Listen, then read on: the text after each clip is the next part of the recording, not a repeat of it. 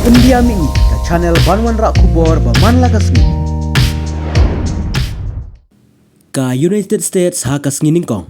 balala kela peremjur berpenpau ke jing bom la pediang halor ka jingkren jong wei dukot bakam kena ka ken hun menteri ke Israel ubala ai jing mut ke Israel bahkan penenkam da kitiar thama nuklear bat ter persya ka Gaza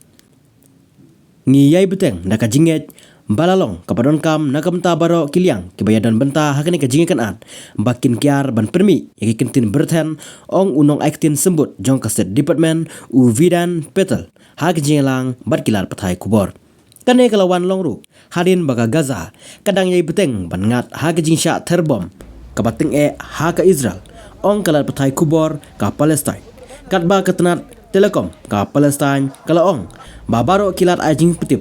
baki kor internet sa sinpat kila siya pendulut. Presiden ka Palestinian Authority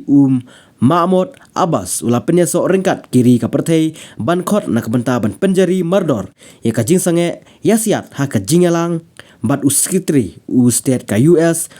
Anthony Blinken. Bala penlong ya ka jinglet jurep ka ba klem da penbena siapo ka thany West Bank. Henry nakaliang Blinken ula yai penpau yaka jing sengau khia joka US baka jing penjari yaka jing sange yasiat kala ban plilat ya ka Hamas halor ki kam ai jing arab nakaliang menteri rang badu ka Israel Benjamin ula kentat yaka kano ka jing sange yasiat kat ba ka Hamas kampat pelat ya baro ki koidi kan omdon satia kano ka jing sange yasiat klem ka jing penpai yaki koidi ulong hakawe pat ka benta